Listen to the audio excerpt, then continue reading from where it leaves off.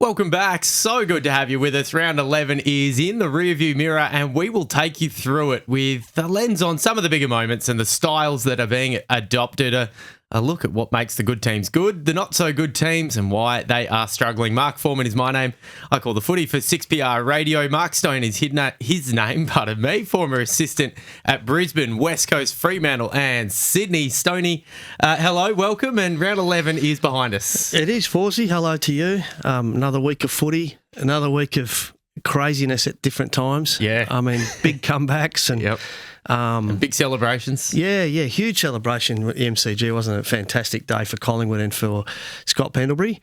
And some unfortunate games as well for Essendon and Gold Coast. Yeah, yep, and some really bizarre results too. So we will go through all of them, and as I said, I'm looking forward to having a look at, you've brought some clips to us, you've got some graphics for us, and a deeper delve. But as always, Stoney, the round 11 numbers I thought we would start with. So one that stuck out to me, there were thousands of Scott Pendlebury stats that came across our screens. Yep. The one that I thought was quite funny, Scott Pendlebury now 433 games at 11 venues. Sam Sturt for the Fremantle Dockers, I know he's on the injury list, 31 games also at 11 venues. Well, that probably says more about Collingwood than it does about Sam Sturt, because you think about the guys that have played a lot of games, and I won't take up your time because this is your time. No. Is they don't tend to travel a lot. Like Boomer at North, when they were in big days, played a lot at MCG and at Marvel Stadium. So maybe there's something in that. Goes to show Dave Mundy's 376 is pretty handy. Very good. Very handy. GWS, so I'm looking forward to getting into that game with you, Stoney, but they last week lost to last year's Wooden Spooners, then this week beat last year's Premiers. 1 week to the next, the bottom to the top. And isn't it the highest ever score in a quarter? Well done. See, now this is what we're doing. You teach me, Stoney, and now you're delving into the numbers game too. It's the highest ever score in a third quarter, and it is the fourth largest score in any quarter ever. And it was a complete domination. Oh, my goodness. Wasn't it just? I found this one a fascinating one. Toby Green has now kicked the most goals for the GWS Giants, and he's played the most games. So there is only one other player that remains the most games and the most goals at a club. It is the D's. So Melbourne, most games, most goals. Do you reckon you know who that might be? Current player? No. Well retired now. I would say maybe retired about 20 years ago. I watched him growing up, late 90s, early 2000s. Gary Lyon? No, that's a good guess. He's not the game's record holder. David Neitz. He was my second guess. Yeah. I know it's easy to say that now. So David Neitz and Toby Green, they are the players in the league who hold the games record and goals record for their club. North Melbourne's comeback, goodness me, how Brilliant. Good was that? That is their, what is that? Where is it? 2026. That is their second largest comeback to win a game of football in their club's history. That was incredible, wasn't it? At 43 points, I think, at one point. Correct. So, 43 points is what it was. And the anomaly on this one, Stoney, the number, is that technically, when you look at who was in front in this game, North Melbourne was never in front. Time expired, and they were still not in front, and they win the game. So North Melbourne hit the front after the final siren with that Cam Zurhaar goal. My understanding is it's the fourth time that's ever happened. So they didn't lead the game not once until after the final siren. Oh, Gold Coast would be dirty on that too. Yep. Great effort by North, by the way. Let's not take anything away from them. But Gold Coast, 2 weeks up in Darwin, has that had any effect on them, but they'll be filthy on that result. Correct. And to round it out, I suppose these, in a way, aren't the greatest numbers for Richmond and Essendon. But a good number was the crowd figure, 78,815. So the first stat for this one is that this is the first time in history that Richmond and Essendon have met as a bottom of the table home and away game. They've never played a game of footy as last and second last. It is officially the largest crowd for a last versus second last game in the history of the competition. That is fantastic. Well done. So there you go. Some of the bizarre numbers and some of the great numbers to celebrate our champions of the game. Let's delve straight into it, Stoney. We've got some exciting games to look at. There were some wild results. For mine, Hawthorn beating the Crows way back on Thursday night. The most bizarre out of this for me was that why play a night game in Launceston? I mean, if you have to play there, which is great, and Hawthorn still has that, they've still got that deal in place for another, I think it's one more year. We heard last week that they will have that taken off them, but I don't know why play a night game there. But they did hold on, 9 points. And then the last 3 games between these two teams at this venue were all decided by 3 points. And with a minute to go, it was 3 points again. I thought, hang on, this could be 4 in a row. Late goal to the Hawks. So they win by 9. Isaac Rankin injured. Not the greatest night for the Crows. No, and there've been a few close games, haven't they? But I'm with you on the Thursday night game at Launceston, especially when the stadium's getting so much work done to it. And from the TV, it looked like there was about 5,000 people in there. I mean, well, there wasn't much more. I don't have the official crowd written down. I think it was 6, maybe 7,000. Yeah, well, it's a winter sport, so you can't do much about the weather, but it's probably 1 degree down there. It's freezing cold, but that's okay. They're playing Canberra as well, So, and sometimes in Melbourne it gets cold, so that's not the issue. I just think it was Thursday night's a feature game, and then you go down there and there's not many people. But anyway, good win by Hawthorn. I thought Blake Hardwick was a great move by Mitchell. I saw him get very angry. We all saw that, and there was a bit of banter and commentary around him and Hodgie. But Blake Hardwick 4-2 going forward, but he's done it before, hasn't he? He's usually a swing man, plays half back and then goes forward. But he played some of his contested work, one-on-one, because he's not overly big, but he's so good with his body. Yeah.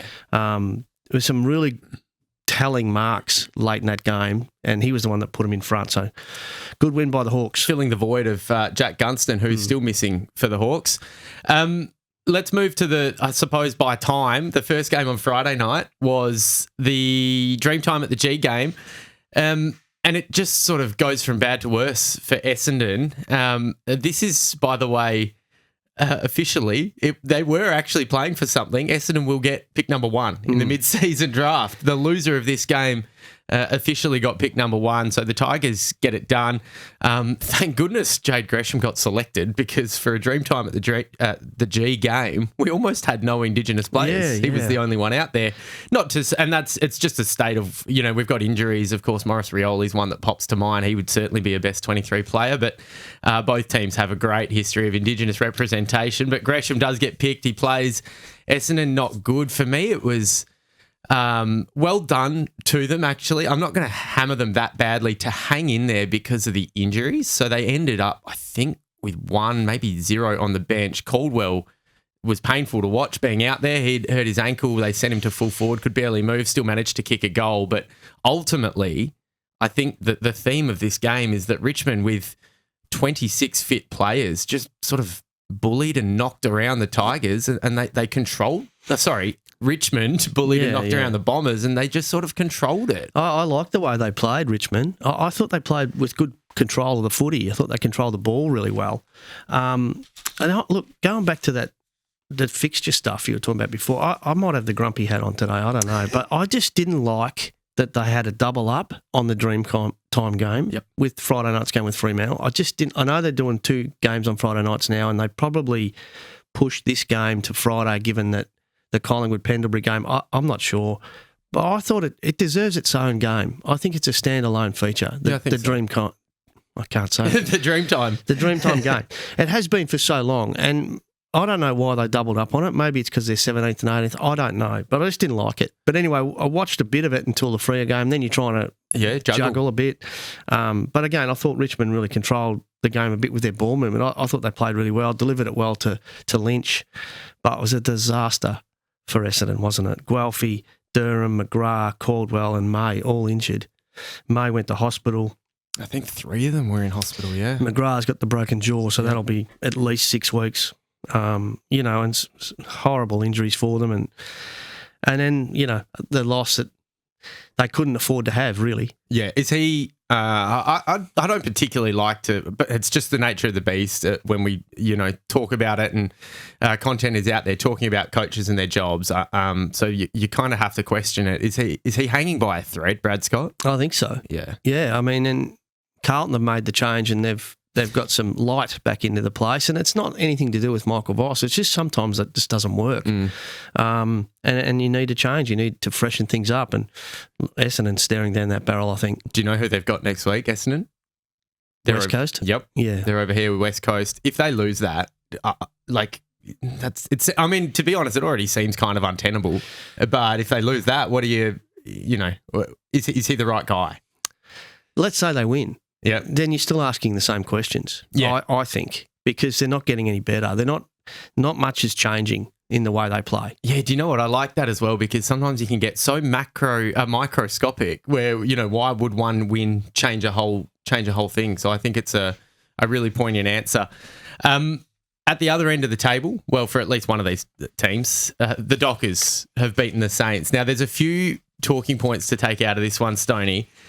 So I called this one on 6PR Footy, and it was the game I thought it would be. I think it's the game we all thought it would be. It was scrappy early. The Saints did bring it early, and they hung in there. They hung in there for most of the game. Once again, took me back to was it last week, the Hawthorn game, or 2 weeks ago, whenever that was.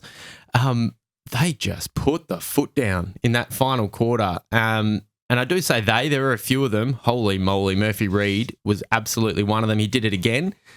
I'll throw some questions at you because I do have some specifics, but it's the highest ever home and away crowd between these two teams, home and away. Great crowd. I suppose the question, or at least the talking point for me, we've been hearing so much about the Fremantle role players and how they're all willing to do whatever it takes. And we've seen Brayshaw with his numbers a little bit less this year, even Sarong down a little bit. Now, Sarong and Young are out of this team at the moment through injury.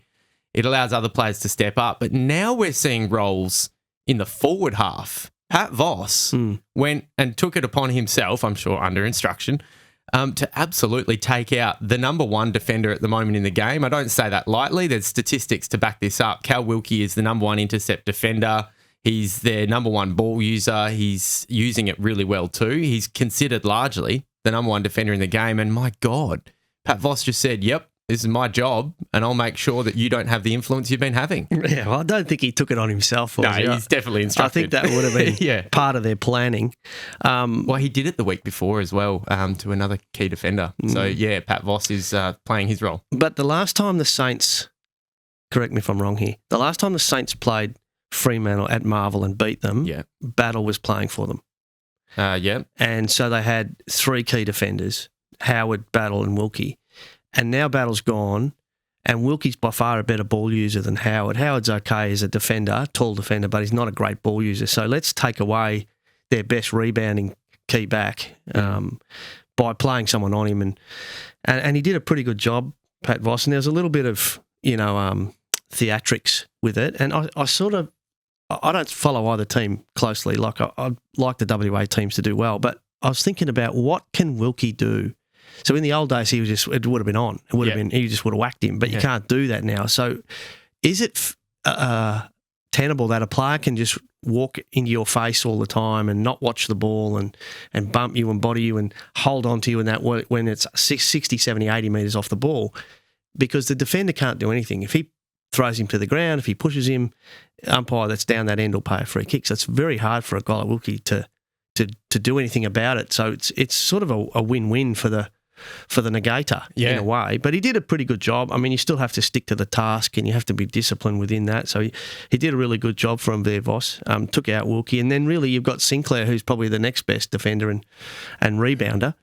And they were able to make him defend with their smalls because they're so good. They're small forwards, Fremantle. It really, so one bizarre thing, and it was a little nuance of the game that I noticed, and it's the advantage of being at the ground. You're seeing what's happening behind the ball. Now, there was a goal, and Pat Voss, in this role where he is absolutely in the face of Wilkie, was right with him. Now, there was two pairs of players in Fremantle's attacking goal square, and Pat Voss would not let Wilkie out of it. So Wilkie wanted to be out of that goal square. Now, in the 666 rule, we know what the 666 rule is, but one pair of players must be in the goal square. Not anymore. No? No. Okay, so it is not two? No. Right, because I found that bizarre as well. I thought, hang on, he's not letting him out of there, and then the umpire's like, let him go, let him go. No. Did they change that last year? Yeah, at the end of last year. Yeah. But I think what's happening is Wilkie's trying to go to the other forward, to play on the other forward, and Voss is saying, no, I'm playing on you. I'm not letting you play on the other forward. So it becomes one of those four-way ringer rosies, which used to happen back in the early 2000s with midfield tags. I was going to say, we're used to seeing it in the midfield. Yeah. But that doesn't happen as much anymore. But with Fremantle, let's just focus on them for a second. In the last quarter, they won the contested possession 40-30, so plus 10. But having 40 in a quarter is high, really high. Inside 50s 20-10 off the back of that. Which quarter was this? This is the last quarter. Yeah. And they won the quarter 39 points to 15. Wow. Which leads me to another little stat where for the past 6 games, Fremantle has averaged 100 points a game for and 73 points against, which are pretty good numbers. And in the fourth quarter, they've averaged 31 points in the last 6 games. So they're kicking 5 goals in the last quarter. So if you want to beat them, you need to be either a fair way in front or you need to come home with a rattle on and like a train. And it's very hard to do that at Optus Stadium, but even away, they've kept teams to an average of 20 points. So they're scoring their way to victories in the last quarter, and they're setting a lot of their games that they haven't scored 30 points is when they played Melbourne and they were up by 40 anyway. They played another game, I think it might have been against West Coast, were up by 38, and they still scored 27, but they are really coming home fast and hard and scoring their way to victory. So they're not trying to hold on to their leads, which we've seen in previous years. And more to your point, Andy Brayshaw spoke to us post game. They know it. They know it too. He spoke about our last quarters and the belief we have, and we know that that's when we put the foot down. Well, there you go. I didn't hear that interview, but if you're going to beat them, you need to put the clamps on Bolton. You need to put the clamps on Frederick because he's the one that's kicking goals and bobbing up and his leg speed. And there's probably half a dozen you could name, but Jackson's another one. But what it also says is they're fit. Yes. They're running out games better than most teams they're playing. It's what he mentioned as well, Stoney, yeah. Yeah, well, it's there. It's for everyone to see. And it's a credit to their staff. They're healthy, they're fit. They've got so much belief and confidence in their ability to finish games. So they're going to be hard to beat. Last one I wanted to throw at you with this. Now, we've got a few Dockers listeners here, fanatic Dockers supporters, who have been really interested in Judd McVie. Now, I think the expectation when Judd McVie moved over was to come in and be that second rebound defender, help out Jordan Clark. It hasn't kind of worked out like that. Not to say that Judd McVie is not playing well. I think he's still waiting, and it did take Luke Jackson a little while. It took Shea Bolton a little while. So I'm not hypercritical of Judd McVie, but he's kind of become the defender to take the dangerous small forward or smaller forward. And it's kind of a credit to Carl Warner, who seems to be stepping up and taking a bit of a distributor role as well. What's your question? I mean... where does Judd McVie, how do you think he fits into this Dockers team? Are you happy with the mix that he's providing at the moment? Yes. Yeah. Give me a week to go and do some number crunching and watch a bit of vision carefully on him if you can, because I think he's got leg speed. So where he might play on a smaller forward more in a defensive role, it might be because of his ability to cover them quick with their speed, and he's quick across the ground, whereas Warner's a little bit taller and might not suit the matchup. It might just be as simple as that. But I'll have a look into it and I'll come back to you in 7 days and we'll talk about it. At the very least, what it does show is the depth that they've got, because if you have these expectations, well, it's just not a given. Well, and we'll see who takes who in the next matchup against Brisbane.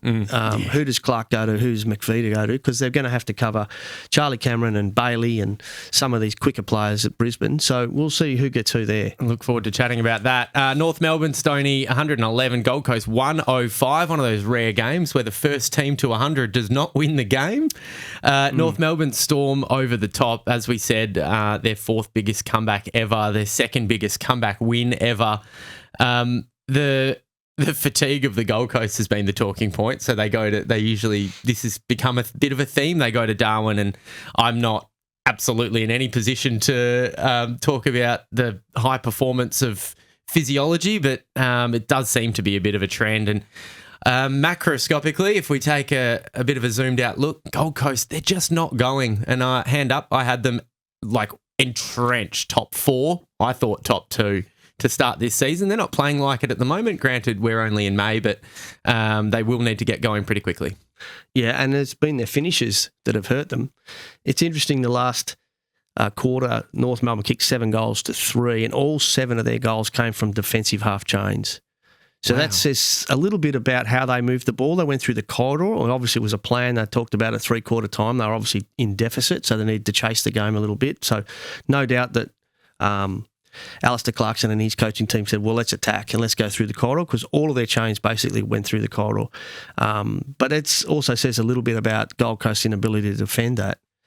But some of their young players that stood up in big moments, Curtis was fantastic, and O'Sullivan had 11, Wardlaw had 10. I got a little clip on Wardlaw, just a little one, just 20 seconds of Wardlaw, which is an amazing bit of play. Yep. But Sheasel and Davies Uniacke, and then they're two big talls. But I thought Cobden had some great moments in defence. He took a couple of intercept marks and stood in the way a couple of times of Gold Coast moving the ball forward, and a couple of big moments from him. And that's a great sign for North that their key backs are starting to have real influence and moments. And McDonald had a couple as well. So. Yeah, so Charlie Comben, great man. I'm hoping, Stoney, when North makes their trip over, that he might come and have a chat to us on the podcast. He's a good sail boy from the Gippsland region. He is best mates with my former housemate, so we've had a little bit to do. I'm trying hard to get him on the podcast, but I love that you raise the name George Wardlaw. I think he's one of everybody's favourite footballers. He's certainly old school. He's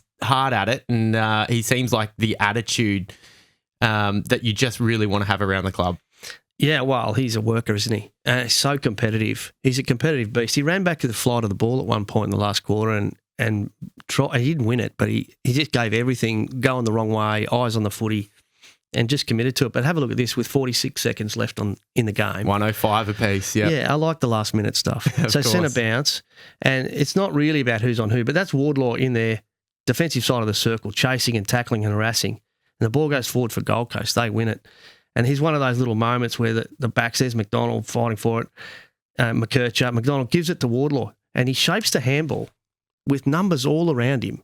Now, he doesn't know there's 29 seconds on the clock. You got to bear that in mind. He probably looked at the clock before the ball was bounced and saw 30 minutes or something like that. Only we know, watching the TV, how long there is to go. But he shapes the handball and then has the composure to pull that kick into the middle of the ground and find his teammate who gives it to Parker, who just goes whack, 60-metre kick into Zerha, who gets a free kick, and that's what wins the game. But for mine, Wardlaw's ability to have that composure in that moment with that pressure was unbelievable. Can I ask you a question on this? So, question without notice as well, Stone. If you go right back to the start, or not even the start of it, the part where Wardlaw can give the hand pass. Yep. So we spoke last week, Malachi Champion. He had the chance to give a hand pass, he didn't. And then, so there it is. Okay, so you've paused it on... For those listening along, Wardlaw has the footy, and you're right, he is absolutely surrounded. He does have the opportunity for the first give.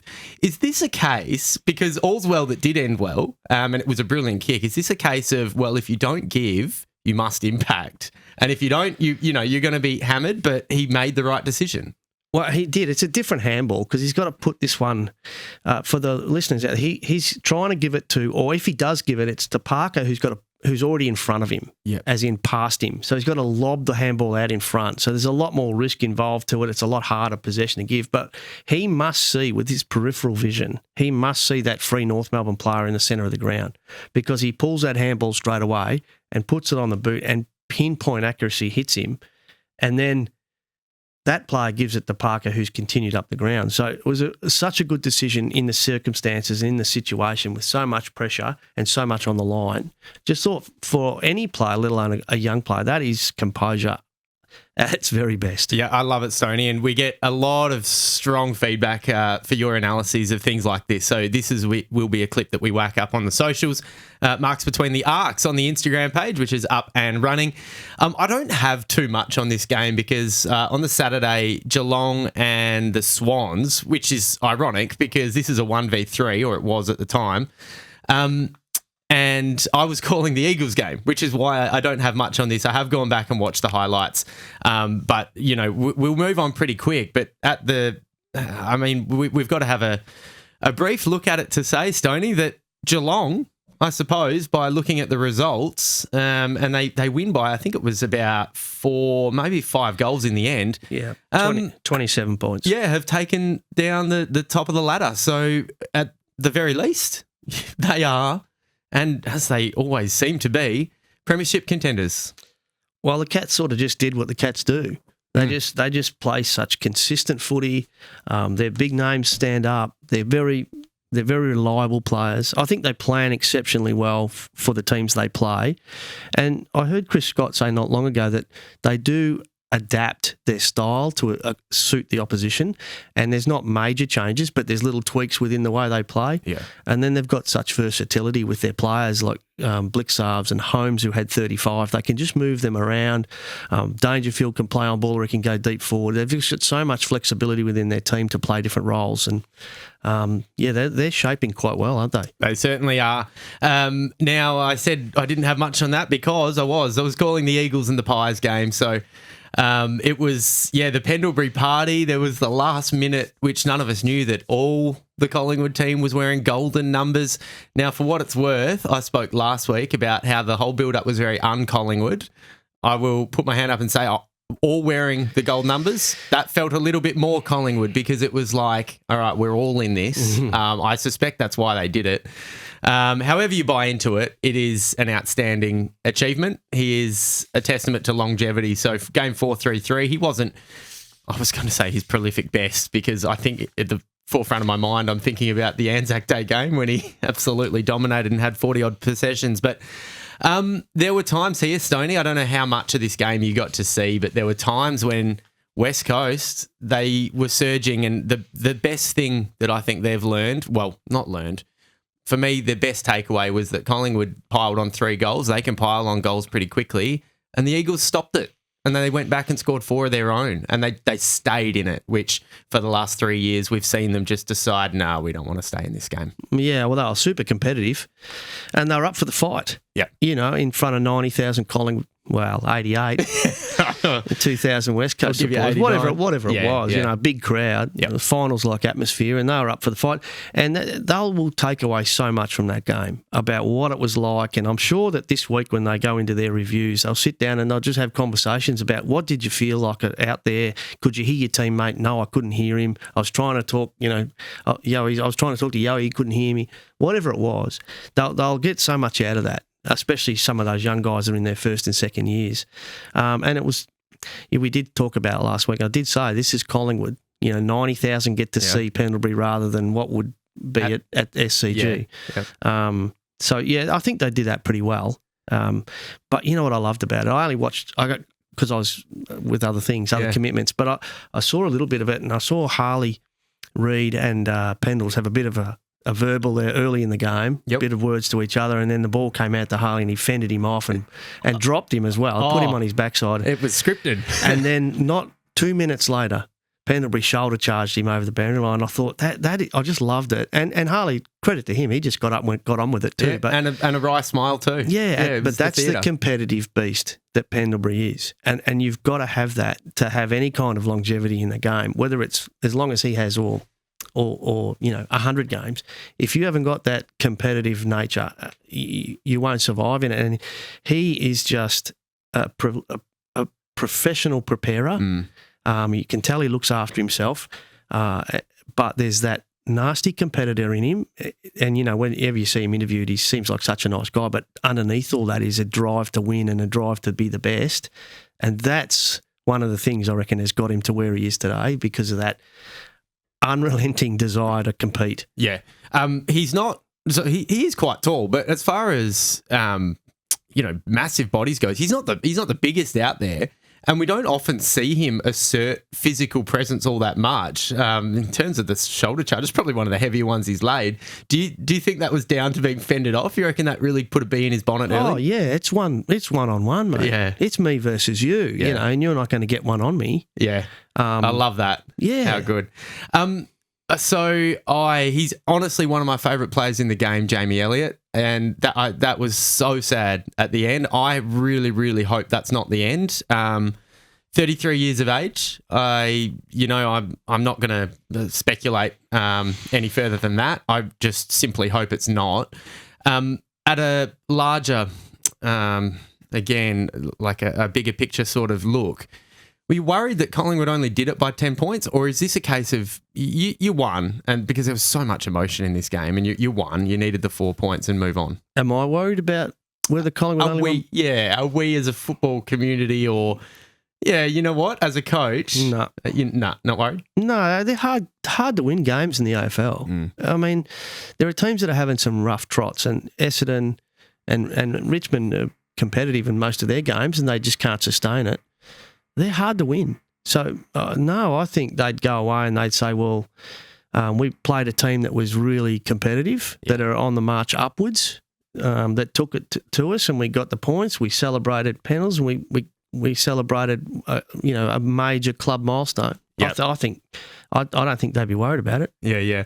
Now, I know you're a father, Stoney, and so many will understand, particularly those who are parents of teenagers, West Coast and North Melbourne. They seem like the biggest teenagers of the lot at the moment. West Coast had this month of, no, we're not doing it. And then they've gone and beaten the Giants, and they played really well. North Melbourne get belted by Adelaide, then they go and belt or come back from 43 points against the Suns. Oh, my goodness, they're turbulent. The mood is up and down. Yeah, look, they earn a lot of money.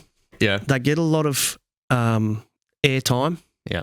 They get a lot of media time. But it's not all roses. I read an article that Ollie Wines was quoted on, and he said he was going to training at Port in his first and second year and going down to the jetty in Adelaide at the beach and ringing his mum in tears and saying, I can't do this. So it's not easy for some of these kids that have to travel across the country and adjust to a different city and a different lifestyle and the pressures that come with AFL. We tend to see a lot of the nice stuff, but it's not always that easy for them. Clubs today are really, really good at helping young guys settle in and, giving them the emotional support that they need. But, it's not always that easy. And so that can reflect in their performances. That's why it's so difficult for young teams and rebuilds to really get traction. And, you hear McWalter say sometimes they go 2 steps forward and then 1 back. And sometimes that's the reason why. Sometimes they just don't have luck with injury. But it's not an easy transition at times. And we've spoken a bit about Darcy Wilmot and what a great kid he is. And by the way, 93 games on the trot. Yeah, outstanding. He's third in the consecutive. Yeah. So he's behind Nick Blakey, who's played 97, and Jack Crisp at 272, which is amazing. It's an unbelievable record. Yeah, but I think Wilkie's up there as well. But so it's hard. Yeah, it is. It's really difficult. He's one of my favourite stories. And you know what? It's nice that you raised that, because I'm not much of a reader, Stoney, but one book I have read in my life is Tom Boyd's, who was the AFL's first $1 million man, and he turned his back on it and he prioritized, because he said, I don't like this. I'm not enjoying it. And I think at the time, particularly Bulldogs fans, but a lot of AFL fans will say, hey, come on, mate, you've got a pretty good thing going on. Well, you don't know. You don't know what's going on. And we now do. If you haven't read the book, I would encourage anyone to do that, because he said there's more important things here than money and the acclaim. And he walked away from it. So I think it's a really nice point that you raise. Let's move to the Saturday night, and my main question is regarding Josh Fraser to you, Stoney. The Blues, they went and beat Port Adelaide, who, are having a bit of an unusual season. We've spoken about their 4 really, really close losses. Their season could easily be flipped on its head. That's a fine. Stoney's phone goes off in the podcast. Maybe we should answer it live, Stoney. See how we go. No. So they lose, 4 really close ones. The season could be flipped on its head, but it's not, as it is. And then Carlton, second game under Josh Fraser, go 2-0 under him. They win by 6 goals. Port even scored a couple of late ones to make it look better than it was. They didn't really look like it for much of the night.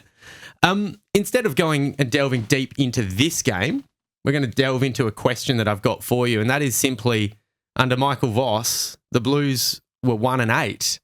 Then they sacked the coach, and they're now 2-0 under Josh Fraser. If we take a look at that holistically, we go, well, something's clearly changed. But my question is, has it? And if something has changed, what is it? Well, I think so. I think the first thing that happens is the players become a bit more relaxed. There's a sense of the pressure release, and that happens with every change of coach mid-year. No matter who it is, you'll go back and look at the team sort of spikes for a week and sometimes two, and then they can plateau again. So we'll see what happens with Carlton in the next few weeks. But there's a couple of other things I've noticed on that. I noticed that at the huddles when they show them on TV, particularly the forwards huddle, I know Harry Mackay's doing all the talking. And that's a good thing, because if you're giving out the instructions and reminding guys of what we talked about in the meeting, then you're on the hook. You're accountable for those actions yourself. And his footy's been climbing. Yes, and the last 2 weeks, amazing. Yeah, so sometimes you put yourself in those positions, or maybe the coaches have said, Harry, I want you to take the huddle now. So it then reflects in his form, because he then has to do what he says. He has to walk the walk. And I noticed the same with the backs with Florent talking, and so he's performing better.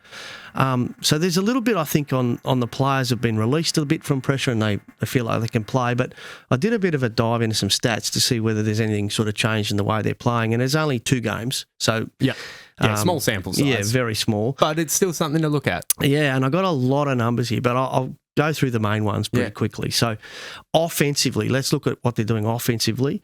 So they've gone from 215 kicks a game under Voss to 235 under Fraser, so extra 20 kicks. Handballs haven't changed much, but uncontested marks have gone from an average of 83 to 108 in the past 2 weeks. So they're up 25 uncontested marks, and uncontested possessions as a result has gone from 230 on average to 258 on average, up 28.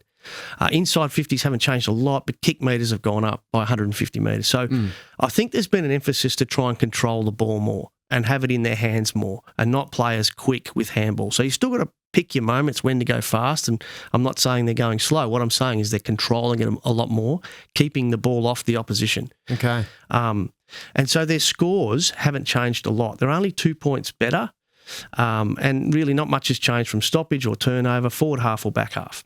But where the changes come is defence. This has been the big shift. So we'll look at the kicks and handballs against them. They've gone under Voss 215, interestingly, the same number as offence. So this is kicks that they're conceding to the oppo? The opposition's kicks. Okay. They've gone from 215 under Voss to 191 under Fraser, so 24 less. Handballs have gone from 153 under Voss to 136, so 17 less. Uncontested marks are down by 6. And uncontested possessions against them have gone from 230 to 206, so 24 less. So if you look at the uncontested game, they're going 28 more themselves and 24 less the opposition. That's a swing of 50. And it's almost like a swap. We're saying we're going to take a chunk of the possession footy and we're going to have it. So we're going to take it off you, we're going to have it. Yeah, so they're playing less of a contested game, which is what their strength is. More, and they're still, the clearances haven't changed and contested possession has not changed. So they're still playing that, but they're controlling the ball more in offense, which is a part of their defense. And so they're building it up more when they're going forward, so it gives them more time to defend. And so their defence is much stronger. And then if you look at score sources against, they were conceding 32 points from stoppage under Voss. They've conceded an average of 15 points under Fraser, so 17 points better.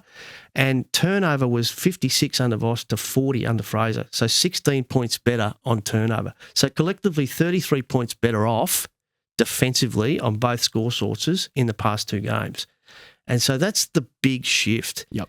And so they've gone from conceding, they were 80 points for, and they've only conceded an average of 60 against. Yeah. So they've gone up to 94 and conceded 60 against. So it's a big swing. It's defensively where I think the big changes come. So it'll be interesting to see over the next few weeks whether they still play that same way. More uncontested possessions for, less uncontested against. I have some, I suppose, look, let's be optimistic. I have some exciting fixtures for Carlton. Their next 5, Stoney, they will be tested big time this Friday. They take on the Cats. But in their next 5, it is Geelong, Essendon, GWS, who until yesterday weren't going, West Coast and Richmond. Genuinely winnable games. And let's not forget, call me crazy, but this year, you don't have to make the top 8, you're going to make the top 10. It's not out of the realms of possibility. So they take the 2 out. In their next 5, I suspect, let's say they do lose to Geelong, they should beat Essendon, West Coast, Richmond. They may well beat the Giants. That is a hard game. But if they win 4 out of 5, you're at least giving yourself a shot. And at the very least, you're giving your fans something to cheer about. There are no games in this competition, Forsey, where you can put a tick next to it. There aren't. It's just too hard. But remember, Carlton was in most games that they lost. They were in most of them and led at halftime and three-quarter time in a lot of them. So they're not out of the picture on any team they play. And as I mentioned, they're now 2 points better offensively and 34 points better defensively, which is helping keep them in games for longer. So let's see if they can continue that trend. Let's do it. Theme of the episode, Stoney, is there are no games that you can put a tick on. No, they're not. Love I it. gave you a little graphic there so you can throw that up. Perfect. 2 games to go. We'll fly through the last one, but this one, because you've had a history at Brisbane, you know a lot of their players, you know their styles pretty well. Stoney, I don't know if even you can explain what happened on Sunday. The Giants kicked 14 goals in a row, 14 goals to 0 in the third quarter. They beat Brisbane by 13 goals in total. As I said off the top, they lost to last year's Wooden Spooners last week. They go and beat last year's Premiers the week after. Lachie Whitfield wasn't even out there. He was a late out. They're 5-9 without him in the last 5 years, but they didn't look like losing. In fact, they looked untouchable. I don't know if there is any supernatural force stronger than a tsunami, but whatever it is, that's what we needed to call them in that third quarter. What the heck happened there? It was an avalanche, wasn't it? There you go, the giant avalanche. It was, yeah. And I don't think anyone really saw that coming. But, and you asked me one time on here, do you ever see those big losses coming? I think you just don't. But everything would have been pretty normal at halftime for Brisbane. But there are some things that really stood out, which watching it on TV, because I watched it live. The first thing was their leg speed. The Giants just had so much more leg speed into space when the ball got out of the contest. So I thought they hunted better in the contest. They were harder at it and won the ball inside. They had a better balance on the outside. And when they got it to the outside, they just couldn't catch them. They were too quick. And they played an outstanding brand of footy. Everything sort of worked for them. They were pressurised. Their forward 50 was unbelievable. But Brisbane, I thought their midfield got really exposed and their backs as well. But the ball was coming in so quickly, it was hard for their backs. But their midfield was the one I thought got exposed. And, the first 3 goals were Daniels was involved in 2 of them. And Lachie, both off Lachie Neale. And the one that he wasn't involved on, Lachie got caught with the ball. So he had a horror start to the third quarter. But there's a few things that are standing out about Brisbane. And I think David King might have touched on this during the week. So I'm not trying to come in and say something that he's already covered off. But he's right. They sit 47 tackles on average, Brisbane, 18th in the comp for tackles. Okay. And then there's the stuff they measure defence on mostly is how good you are at stopping it going out of your forward 50 to the other end. So they're the main numbers they measure defence on. So D50 to forward 50 against, they're 29%, 17th in the comp, only Essendon are worse. D50 to score against, 13%, 17th, only Essendon are worse. Defensive half to forward 50 against, 38%, 17th, only Essendon are worse. And defensive half to score against, so that's teams coming out of their back half scoring against you, 16% of the time, equals 17th with West Coast and Richmond, only Essendon are worse. And then there's a couple of others. Their 1v1 loss percentage in defending is 33%, that's 18th. And scores against from the back half, teams are scoring 44 points against them on average per game, 17th. And that is when the ball starts in the opposition's back half and they are able to take it to the front half. Transition it all the way down. So to summarise all those points, quite simply, Brisbane are other teams are able to move the ball all the way through the field quite easily. Yeah, and they're ranked 17th for all of those categories. So that's just not 1 week. That's across the year. And, I mean, one other stat that'll really – I mean, I know they had a third quarter of 14 goals, but GWS had 1,000 metres gained from handball. Now, Brisbane sits 17th in that category against with 410. So normally teams have 410 metres gained of handball against them. The AFL average is 320 metres. GWS had 1,000 metres. So they're not defending the handball game either. And here's the real stat is the Giants were plus 37 at tackles for the game. Yep. So it really summed it up. They hunted more around the contest. They hunted better. They were harder. And they got it to the outside, and then their leg speed took over, and they just ran away with it. Always love picking your brain about Brisbane. So this is the last one I'll ask you. How will Chris Fagan respond? I mean, that's the stat that came to my mind. So how will he respond to a minus 30, was it 37 tackles? What will he think about being out-tackled and out-hunted that badly? Well, if I'm right, and who knows, but he'll be calm, he'll be composed, he won't panic. Yeah.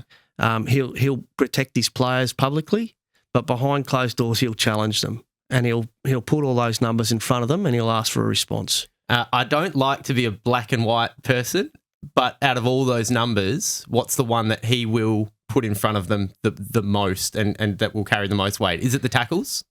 Yeah, I think so. Yeah, I think it's more the contest stuff that he'll look at. Yep. It's the tackle, it's the winning the ball in close, the ground ball numbers, the contested possession numbers, and just the balance around the edge, and just the desire to win that footy and get it to the edge themselves. And I think generally they've been pretty good in the hunt. That's been their pride and joy a little bit. Yep. They've been so good at it. So I think he'll challenge them on that. That's the one I asked you to delve into the deepest, Stoney. So just to finish off very briefly, we did get an absolute cracker in the last game of the round. The Dogs beat the D's by 3 points. I like this. I actually like both of these teams, to be honest. The D's, they've been the surprise packet of the season. They actually went into this game favourite. But for mine, the Dogs, who have had so many injuries throughout the year, they started like a house on fire, then injuries hit. Well done to them, because in the face of adversity, they've got up and won by 3. And they get a really important win to keep themselves in the hunt. Yeah, I mean, they're both resilient teams, particularly the Dogs. They've had so many things and obstacles and, setbacks thrown at them, and they just keep bouncing up and bouncing up. And you talked about you like both those teams. I like both the coaches. I think they're both doing fantastic jobs. I've always been a Bevo fan because he's so clever the way he plans and gets his team up. And bear in mind, he's been there 10+ years, so that's hard to do. And Stephen King's doing a super job at the D's. They'll be unlucky. I mean, Steele got ran down from behind. Yes. I mean, they were on the charge forward there. And then Langford dropped that mark, of which Kingy said, look, it's not on his shoulders. But they had a couple of chances to win it. But again, the Dogs were good enough to go the other end and finish it off. It was a really entertaining game, wasn't it? Yeah, it was. And if that result was flipped, then my point would be flipped. But regardless, the Suns sit 5th and Melbourne sits 6th. Can you imagine, Stoney, at the end of last season with everything going on at Melbourne? Oliver leaves, Petrarca leaves. We have all these things going on with Stephen May. The culture's in disarray. I say that tongue in cheek. That's what we're hearing. I'm sure internally they stuck strong. Petrarca goes to the Suns. We all think they're going to finish top 2. Well, at the end of round 11, Gold Coast 5th, Melbourne 6th, only behind them on percentage. How nice. They're going really nicely. Yeah, Melbourne win that and they're 4th. Yep. So they're having a pretty good season. Certainly. And I like the way they're playing too. They're playing with so much energy and enthusiasm, and they'll hurt from that loss because they had an opportunity to win it. Brilliant round of footy, Stoney, and what we've got next week is our mid-season review of the footy. So we will be exactly halfway through at the end of next round, round 12 coming up of a 24-round season. So I've got some special things in store for you. I'll give you some pointers as to where we're going next week. But basically, I think we want to know, and the people want to know, what the good teams are doing well and why they're winning games of footy. And at the mid-season review, we'll look into that. But round 11 done and dusted, another great one. Make sure you continue to support. We really appreciate it, whether you follow it on Spotify, Apple Podcasts, wherever you get your podcasts, or give the show a follow on Instagram as well. We really appreciate it. And as always, you can send in your questions and Stoney will unpack it with the coach's lens and we'll take you through it strategically. But another good one, Stoney. Thanks very much and look forward to chatting with you next week. Will do, mate. Yeah, another enjoyable week coming up. Fremantle, Brisbane will be a beauty. Oh, yes. Yeah, what night is that? Or is it? It might be a Saturday day, actually. I'll get back to you on that. But that will certainly be a good one to go through for round 12. There's plenty of good matches coming up as well. Thank you very much for your company. Until next week, enjoy your footy.